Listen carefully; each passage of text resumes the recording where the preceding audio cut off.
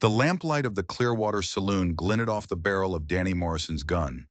He leveled it square at Jack's chest. The shot was a thunderclap in the sudden silence, a punch like a freight train that slammed Jack off his feet, dropping him to his knees on the dusty floorboards. Through a sudden, blooming haze of pain, he heard her scream his name, a sound that tore right through him. Elena burst through the swinging doors, not with a medical bag, but with a Winchester rifle in her hands. Those amber eyes he'd kissed in secret now blazing with a fury that could burn down the whole town. Perfect, Danny spat, his face a mask of sweat and hatred, swinging his own gun toward her. Now I can finish both of you. Jack tried to rise, to scream, but his body wouldn't obey. He watched, helpless, as Elena stood between the legend he had built and the shallow grave he was about to fill. Could a man who had survived Gettysburg, who had buried his first wife with a quiet dignity that broke the town's heart, who had never backed down from a single fight in his life, could he really die like this, on a dirty floor, bleeding out over a woman the town despised, a woman who was so much more than they knew? And could a love forged in secrets and defiance stand against a whole town's hatred, a whole territory's corruption? 6 months earlier, Jack Morrison had been a different man entirely. His world was built on three simple things: his aim, which was true, his word, which was iron, and his distance from other people's troubles, which was vast.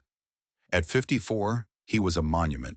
4,000 acres of the finest grazing land in Montana, a dozen men on his payroll, and a perfect attendance record at Sunday service that stretched back 20 years.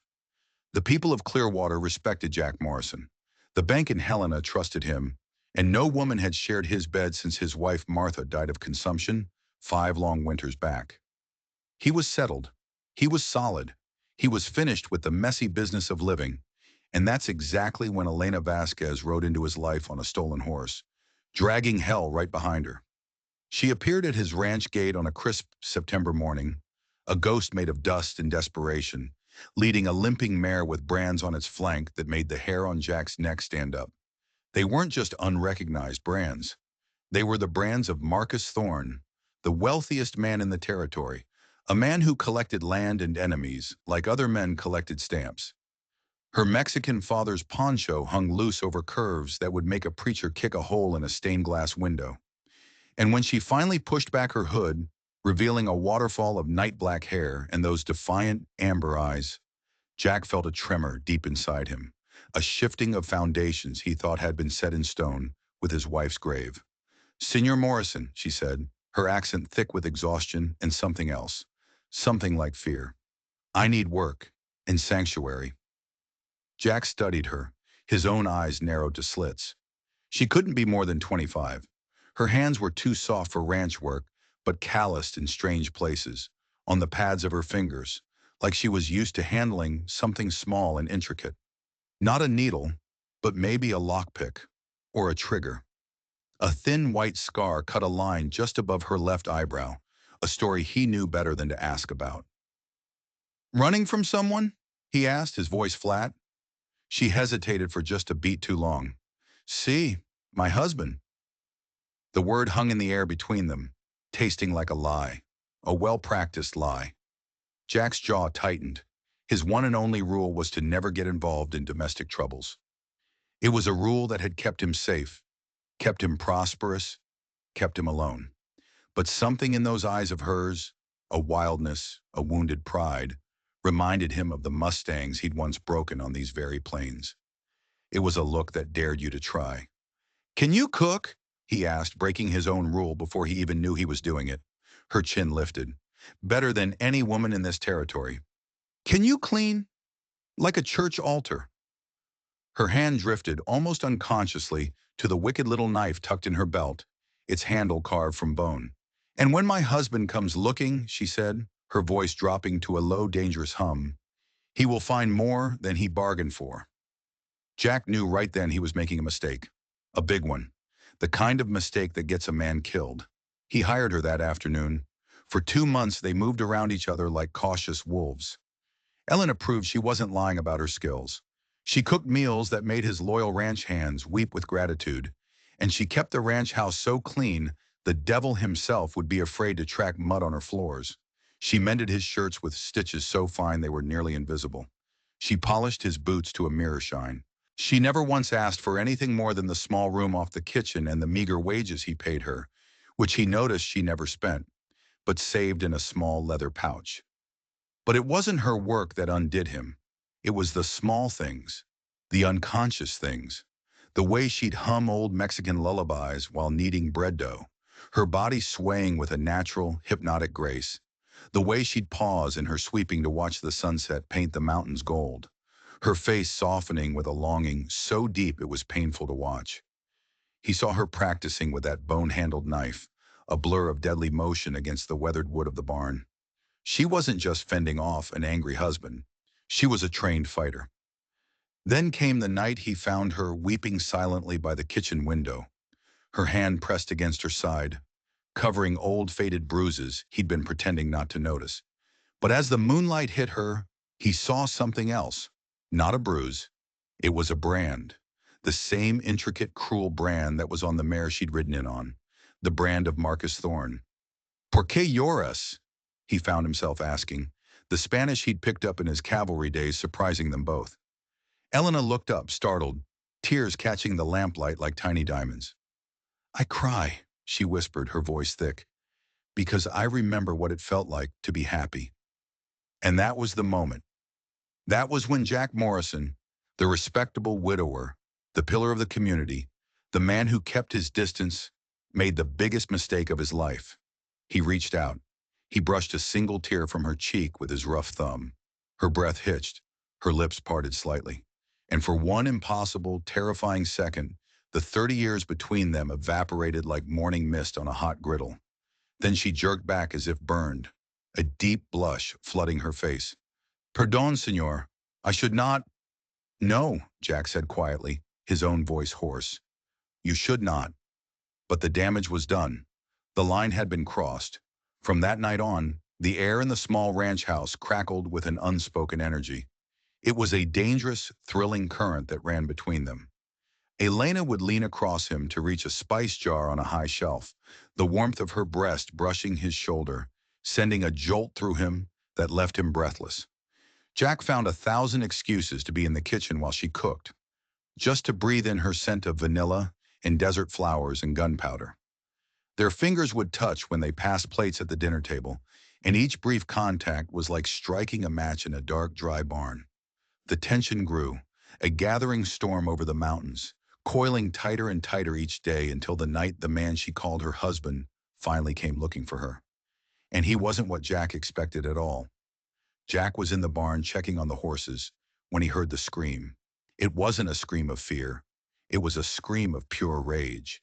He drew his Colt, his body moving on instinct, and ran toward the house. He found Elena in the main room, not backing away, but standing her ground, her bone-handled knife in one hand and a heavy iron skillet in the other. Facing her was a man who looked like he'd ridden straight from hell and hadn't bothered to dust himself off. Carlos Mendoza. He was lean and cruel, with scars that told stories of knife fights and worse. But he was wearing the tailored suit of a city man and a silver star pinned to his vest. A U.S. Marshal star. Mi esposa? Carlos said, his voice like silk wrapped around rusted steel. Time to come home. I am not your wife, Elena spat, and this is not my home.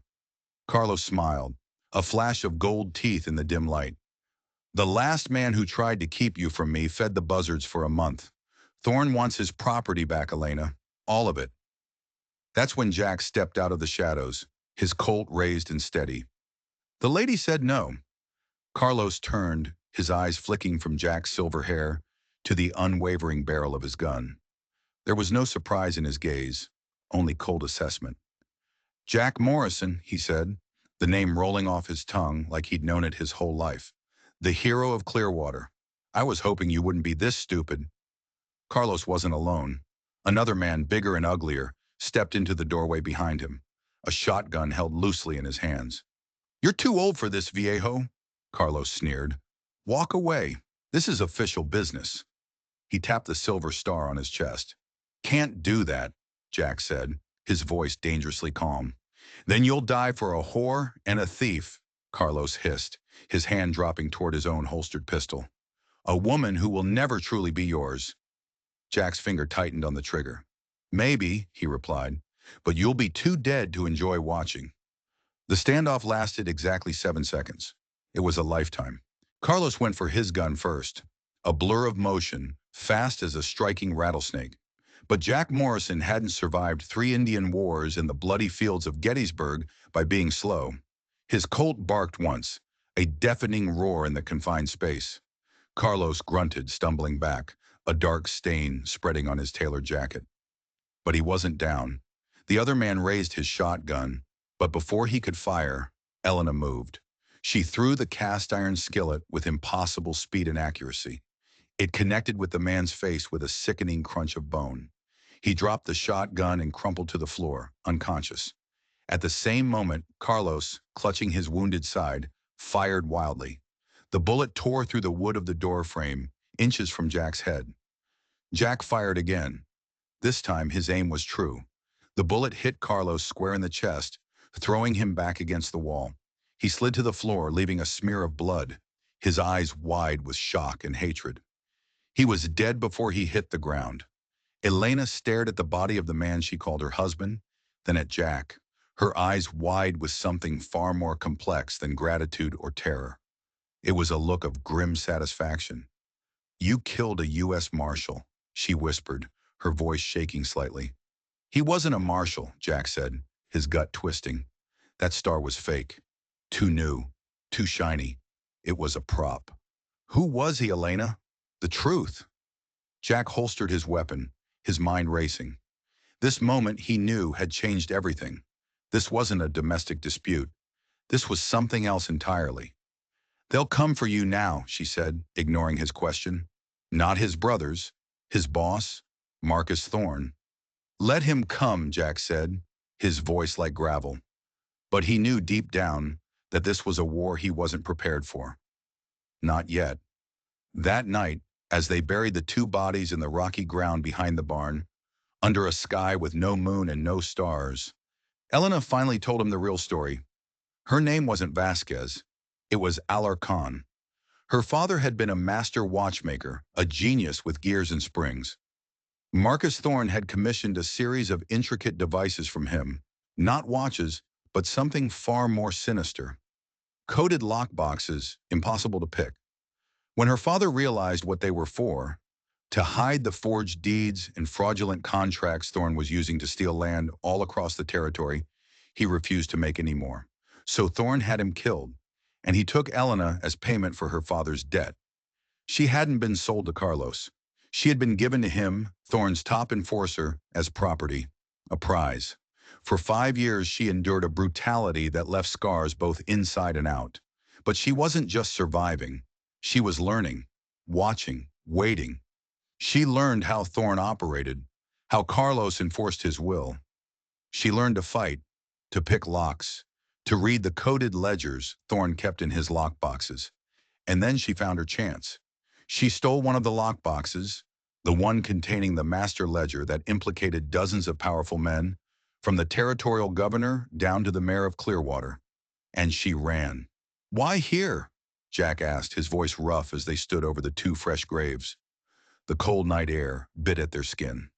"Why my ranch?"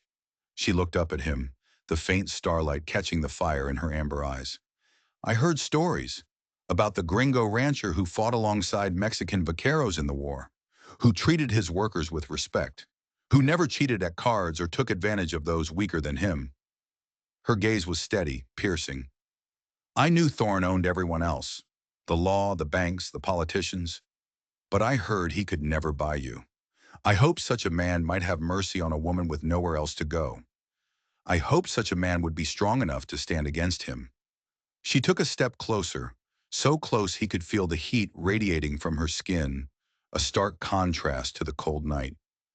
"And now?" he asked, his voice barely a whisper. "Now," she said, "I think perhaps God sent me here for a different reason." Jack's resolve, the wall he had built around his heart for 5 long years, crumbled into dust. He had been strong for 2 months. He had been honorable. He had been proper.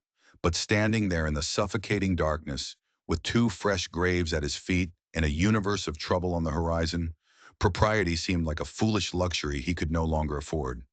"Elena," he said, his voice cracking, "I'm old enough to be your father." A sad smile touched her lips. "But you are not my father." Her hand came up to rest on his chest. Her slender fingers spread over the steady beat of his heart. "You are the man who saved my life, the man who makes me feel safe, even when the whole world is hunting me, the man I dream about when I should be sleeping." "The town," he started, a last desperate grasp at reason. "The town can burn," she whispered fiercely. She rose on her tiptoes, her lips barely an inch from his. "Kiss me, Jack Morrison. Kiss me before we both die of wanting." He kissed her. It started as a gentle, almost hesitant thing, a question asked in the dark. But Elena would have none of that. Her arms snaked around his neck, pulling him down, her body pressing against his with a desperate, urgent strength. And suddenly Jack was drowning. He was drowning in the taste of her, in the scent of her, in the sweet, raw intensity of her response. She kissed like a woman starved, like someone who had just found a spring of cool water after a lifetime in an endless desert. When they finally broke apart, they were both gasping for air, their chests heaving. "Inside," Jack rasped, his voice unrecognizable to his own ears. "Now." They stumbled into the house, barely making it to his bedroom, before their hands were on each other, pulling at clothes, desperate to feel skin against skin, to erase the months of denial in a single fiery moment. Elena's dress pulled around her feet, revealing curves that put his fevered imagination to shame. Her skin was golden in the lamplight, marked here and there with the small, pale scars that told the stories of her survival. Stories he now felt a burning need to avenge. Jack's hands, usually so steady, trembled as he traced the line of her collarbone, the swell of her breast, the narrow, perfect curve of her waist. She was so beautiful, so fiercely alive, so impossibly, wonderfully young. "Elena, we shouldn't." "Stop thinking," she whispered, her fingers fumbling with the buttons of his shirt. "For once in your honorable life, Jack Morrison, stop thinking and just feel." And he felt. He felt the silk of her dark hair cascading over his fingers. He felt the way her breath hitched in her throat when he kissed the tender hollow there. He felt her hands exploring his own chest, tracing the old battle scars from a lifetime of fighting with a gentle, almost reverent touch. He felt the warmth of her as she pressed her entire body against his, skin to skin, heart to heart, a perfect fit. They moved together with a desperate, hungry tenderness, a collision of loneliness and longing. Elena was fierce in her passion, meeting him thrust for thrust, her nails raking his broad shoulders as she called his name like a prayer, like a curse, like a salvation. And Jack poured everything into her. 20 years of loneliness, 5 long winters of grief, and a lifetime of rigid, iron-willed self-control finally, gloriously, shattered into a million pieces. Afterward, they lay tangled in the sheets of his narrow bed, Elena's head resting on his chest, her dark hair spread across his skin like a silken banner. The storm inside them had passed, leaving a quiet, fragile peace in its wake. "What happens now?" she asked softly into the darkness. Jack stared at the ceiling, one hand stroking her back, feeling the rhythm of her breathing. "Now," he said, the word tasting of finality, "we open that lockbox. We see what kind of snakes we're fighting, and then we face whatever comes, together. And if the town turns against us," she whispered, "then we'll find somewhere else." "And if Marcus Thorne comes?" His arm tightened around her. "I'll kill him too." Elena raised her head to look at him, her amber eyes searching his in the dim light. She saw something new there, something that hadn't been there before the gunfight, before the kiss, before this moment. It was the look of a man who had finally found something worth fighting for again. "You would do that?" she asked, her voice filled with awe. "Give up everything for me?" "Everything I built here was just wood and dirt and marking time until I died," Jack said simply, the truth of it hitting him with the force of a physical blow. "You, Elena, you made me remember what it feels like to be alive." She kissed him then, a soft, sweet kiss that sealed a promise neither of them fully understood yet, a promise of fire and blood in a fight to the death. Outside, the storm clouds that had been gathering over the mountains finally broke, and a cold, hard rain began to fall. Word travels fast in a small town, and Clearwater was smaller than most. By Sunday morning, half the congregation at Reverend Hayes's service knew that Jack Morrison had taken up with the Mexican girl he'd hired, the one young enough to be his daughter. By Sunday afternoon, the other half had heard a wilder version of the story, that there had been a gunfight at the ranch, that two men were dead, and that the girl was a murderer's widow with blood on her hands. By Sunday evening, the entire town was buzzing with a toxic mix of fear, rumor, and righteous indignation. The story was wrong in all its details, but it was right about one thing. The quiet, respectable life of Jack Morrison was over. He felt their eyes on him when he rode into town for supplies a few days later, Elena sitting beside him on the wagon seat, her back straight, her chin held high, looking like she belonged there. Jack had stopped caring about their opinions the night he buried two men in his yard, but he saw the way Elena flinched at the whispered comments, the hostile glares. "Puta," hissed Maria Santos, a woman whose husband worked for Jack, as they passed the church.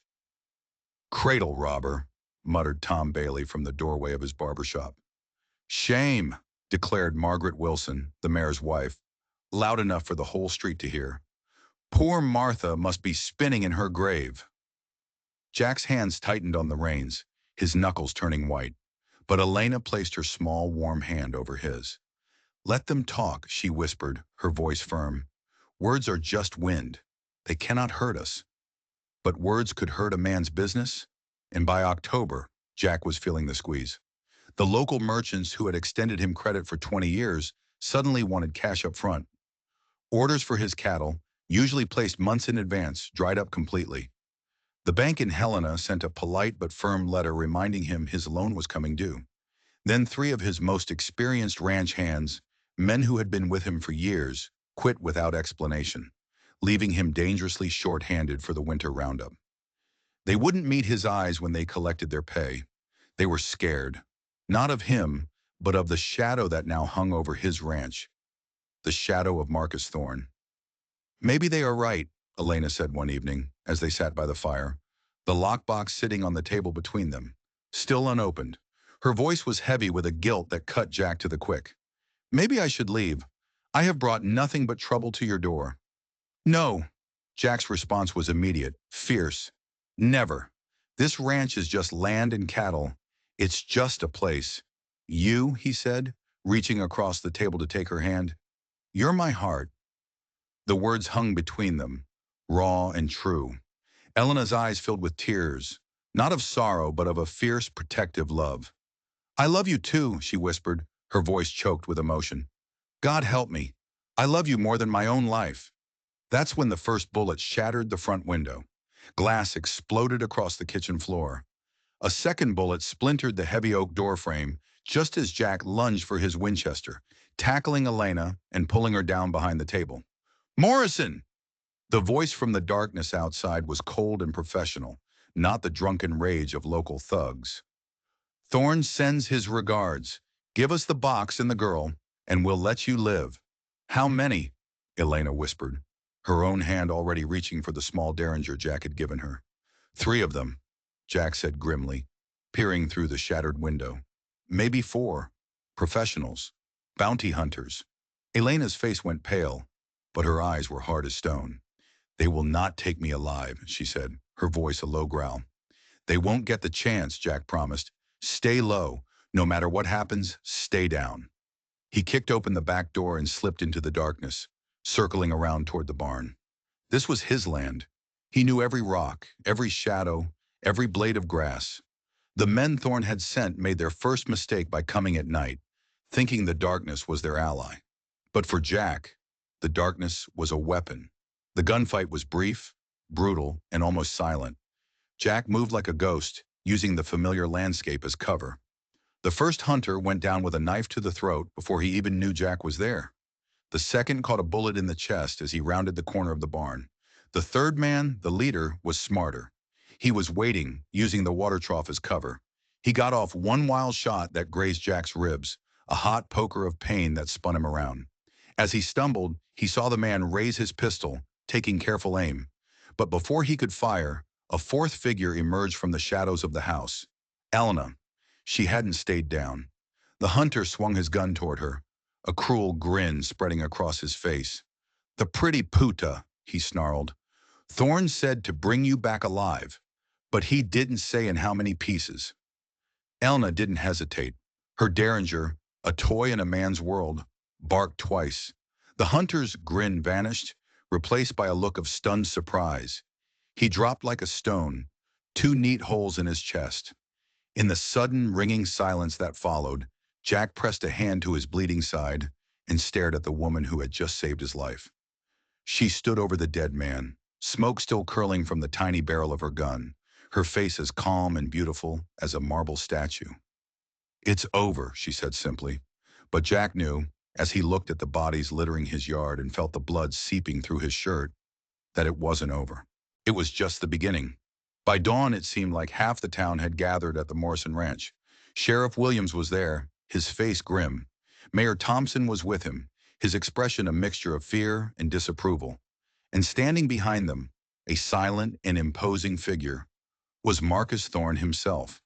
He was older than Jack had imagined, with cold, intelligent eyes that missed nothing. He looked at the four dead men scattered across the yard, then at Jack's bandaged side, and finally at Elena, who stood defiantly by Jack's side. "A misunderstanding, it seems," Thorne said, his voice smooth as polished river stone. "These men were in my employ, tasked with retrieving a stolen item and the woman who stole it. I see they met with some unfortunate resistance." "They were trespassing," Jack said flatly, his hand resting on his holstered Colt. "And they fired first." "Your woman?" Mayor Thompson's voice dripped with condescension. "Jack, this has gone too far. A man of your standing, with a girl like that, it's a scandal." "Careful, Mayor," Jack warned softly. "Be very careful what you say next." Elena stepped forward, her chin held high. "My name is Elena Alarcon," she said, her voice clear and strong, ringing across the yard. "I was not married to Carlos Mendoza. I was his prisoner, and the prisoner of that man." She pointed a trembling but steady finger at Thorne. "He had my father murdered. He stole my life. And I ran from him. This good man, Senor Morrison, gave me shelter. When Thorne sent his thugs to drag me back, we protected ourselves." She looked from the mayor to the sheriff, her gaze sweeping over the assembled faces of the townsfolk.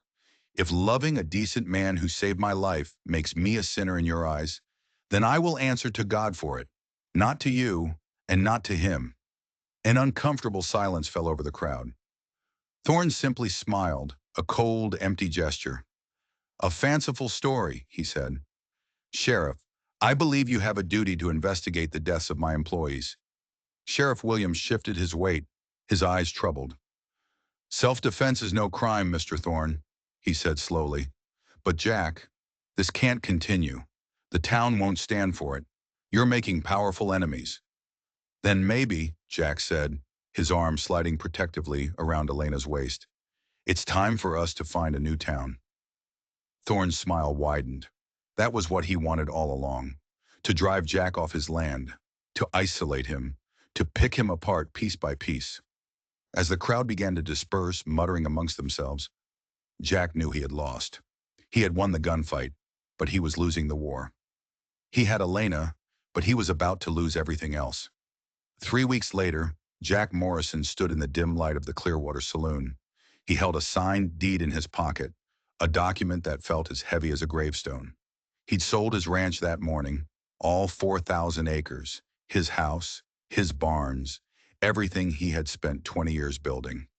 He had sold it to a cattle syndicate from Denver, the only buyers who would touch it, and for a price that was an insult. But it was enough. Enough to get away. Enough to start over somewhere new, somewhere the name Marcus Thorne meant nothing. Somewhere Elena could walk down the street without feeling the sting of 100 hateful eyes. "You sure about this, Jack?" Sheriff Williams asked, pouring them both a whiskey. The lawman had become an unlikely, if cautious, ally in the past weeks. He didn't like Thorne, but he feared him. He was perhaps the only man in Clearwater Jack could still call a friend. Sure as I've ever been, Jack said, lifting his glass in a mock toast. Here's to new beginnings. And Elena? The sheriff asked. Does she know you did this? Jack's weary smile faded. She thinks we're just talking to the buyers tomorrow. I wanted it all settled first. A clean break. The sheriff nodded, a look of understanding in his eyes. They drank in a heavy silence that was broken when the saloon door swung open and Danny Morrison walked in. Danny, the mayor's youngest son, was no relation to Jack, but he carried the same name like a personal insult. 28 years old, mean as a stepped-on snake, and full of his father's arrogance. He'd been making loud, ugly comments about Elena all over town ever since the shooting, always careful to stay just out of Jack's reach. But tonight was different. Tonight, Danny had the look of a man who'd finally worked up the courage to do something profoundly stupid. And he wasn't alone. He had 3 of Thorne's hired guns with him. Well, well, Danny slurred, his voice loud enough to carry across the suddenly quiet room. If it isn't our town's most famous lover boy, selling out Morrison, I hear you're running away with your little Mexican whore. Danny, Sheriff Williams said, his voice a low warning. Go home. Don't start something you can't finish. Oh, I intend to finish it, Sheriff, Danny sneered, his hand hovering near the pistol on his hip. Mr. Thorne is tired of watching this old fool make a mockery of our town. He's tired of seeing that thieving puta parading around like she owns the place. He's authorized me to collect his property. Jack set his whiskey glass down on the bar, the click of glass on wood echoing in the tense silence. Last warning, boy, he said, his voice deadly soft. Walk away. Or what? Danny laughed, a bitter, ugly sound. You'll gun me down like you did those other poor bastards? Everyone knows you're nothing but a killer hiding behind a respectable name, and that woman of yours is nothing but a... Jack was moving before Danny could finish the slur, but the younger man was ready for him. It was a setup. Danny's gun cleared its leather with terrifying speed. Too fast. The shot thundered through the saloon. Jack felt the bullet punch into his chest, a white-hot agony that stole his breath and spun him around, driving him to his knees. Through the graying haze of his vision, he heard Elena scream his name. When had she gotten here? He tried to turn, to see her one last time, but the world was tilting, fading to black. Elena burst through the saloon doors, not screaming, not crying, but with the Winchester held steady in her hands. She must have followed him, must have known something was wrong. Her eyes, those amber pools of fire, locked on the scene. Jack on the floor, bleeding. Danny Morrison standing over him, a smoking pistol in his hand, a triumphant grin on his face. Perfect, Danny spat, swinging his gun toward her. Now I can finish both of you. Thorne pays double for the pair. But just as he leveled his pistol at Elena, another shot rang out. It wasn't from Elena's rifle. It was from the side. Sheriff Williams stood there, his own gun drawn, a thin curl of smoke rising from its barrel. Danny Morrison stared down at the new hole in his chest, a look of utter confusion on his face. He dropped like a puppet with its strings cut, his gun clattering across the wooden floor. The saloon erupted into chaos. Thorne's men went for their guns, but the townsfolk, the same people who had scorned Jack, suddenly moved. Tom Bailey, the barber, smashed a chair over one man's back. Old Miguel Santos, whose wife had insulted Elena, tripped another. The element of surprise was lost. Thorne's men, outnumbered and surrounded, threw down their guns. Elena was already on the floor beside Jack, tearing open his shirt, her hands moving with a desperate, practiced skill. The bullet is still in there, she said, her voice tight with controlled panic, looking up at the sheriff. It's close to his heart. I can save him, but I need help. Clean bandages, whiskey, a sharp knife, now. You heard the lady, Williams barked at the stunned crowd. Move! For the next hour, the Clearwater Saloon was transformed into a makeshift operating theater. Elena worked over Jack like a woman possessed. She sent the sheriff to her room at the ranch to fetch her bag of special herbs, the ones she'd learned about from the village curandera back home. She mixed poultices and teas with the skill of someone who had learned the art of healing from the ground up. not from a book. Jack drifted in and out of consciousness, floating on a sea of pain. But every time his eyes flickered open, she was there, her face a fierce mask of concentration, her hands gentle but sure. "Don't you dare die on me, Jack Morrison," she whispered fiercely during one of his lucid moments, her face close to his. "Not now, not when we were so close to freedom." "The deed," he managed to croak, the words tearing at his throat. "In my pocket. Sold the ranch." Elena's eyes widened, filling with tears. "You what? Why?" "For you," he gasped. "For us. A new start." She kissed his sweat-damp forehead, a single tear tracing a path through the grime on her cheek. "You beautiful, stubborn old fool," she whispered. "I would have lived in a ditch with you, even here." "Too late now," Jack said, managing a weak, grim smile. "Guess we're both going to have to learn to be somewhere else." But Elena was shaking her head, a strange, fierce light in her eyes. "No," she said, "not too late." Before Jack could ask what she meant, she was standing up, turning to face the silent, watching crowd of townspeople. Her voice, when she spoke, was not loud, but it carried to every corner of the room with the clear, ringing authority of a bell. "I have something to say to all of you." "My name is Elena Vasquez Morrison," she announced, her voice strong and unwavering. "This morning, before any of you were awake, before my husband came here to sign away his life's work for my safety, I became Jack Morrison's wife." A collective gasp rippled through the saloon. From his makeshift bed on the floor, Jack's own eyes widened in shock. "We were married by Father Miguel, down in the Mexican settlement," Elena continued, her gaze sweeping across their faces, challenging them. "I am no longer just his woman. I am his wife, in the eyes of God and under the laws of this territory. And this ranch is now half mine, and we are not selling." She walked over to the bar, where the syndicate's deed lay, and tore it neatly in two. "Clearwater is our home. We are not running." Then she did something that shocked them even more. She reached into her dress and pulled out a small brass key. She walked to the center of the room, knelt beside Jack, and opened the stolen lockbox. She lifted out the leather-bound ledger. "And this," she said, holding it up for all to see, "is the proof of what Marcus Thorne, Mayor Thompson, and Danny Morrison have been doing to all of you for years. This is how they've been stealing your land, poisoning your cattle, and controlling your lives." The saloon was dead silent. Every man and woman in that room knew, deep down, that something was rotten in their town. They had just been too scared to name it. Now this small, fierce woman was not only naming it, she was holding the proof in her hands. Sheriff Williams cleared his throat, his face set like granite. "Well then," he said, stepping forward and picking up the ledger, "I guess I have an investigation to conduct, and some arrests to make." One by one, the people of Clearwater, the same people who had shunned them, began to nod. Mrs. Peterson, the boarding house owner, stepped forward first. "Congratulations, Mrs. Morrison," she said, her voice firm, and a new chapter for their town began. 3 months later, Jack was strong enough to sit a horse again. They didn't go to California. They didn't need to. Clearwater was their home now.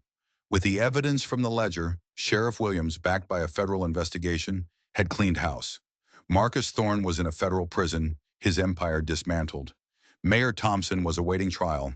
The town was healing, and at the center of that healing were Jack and Elena Morrison. Something had shifted in Clearwater that night in the saloon. Maybe it was the way Elena had saved Jack's life with her knowledge of herbs and healing. Maybe it was the fierce dignity with which she had faced down a room full of hostile men and claimed her place. Or maybe the town had simply grown tired of being afraid, and this unlikely couple had shown them how to be brave again. "You know," Sheriff Williams said one afternoon, sitting on the porch of the ranch house that Jack was now rebuilding, making it bigger and stronger than before. "You could have gone, taken the money and disappeared. No one would have blamed you." "No," Jack said, his arm resting comfortably around Elena's shoulders as they watched the sunset paint the mountains in hues of gold and purple. "We've paid enough for other people's approval. We've earned the right to build our own." Elena smiled up at him, that radiant, breathtaking expression that had stolen his heart from the very first day. "Besides," she said softly, leaning her head against his chest, Paradise is not a place, mi amor. It is wherever we are, together. The sun dipped below the horizon, and the first stars began to appear in the vast Montana sky, shining down on a ranch and a town, and a love that had been forged in fire and redeemed by courage. If this story moved you, tap that like button and make sure you're subscribed for more tales of love, justice, and redemption. And drop a comment below. I'd love to know where in the world you're listening from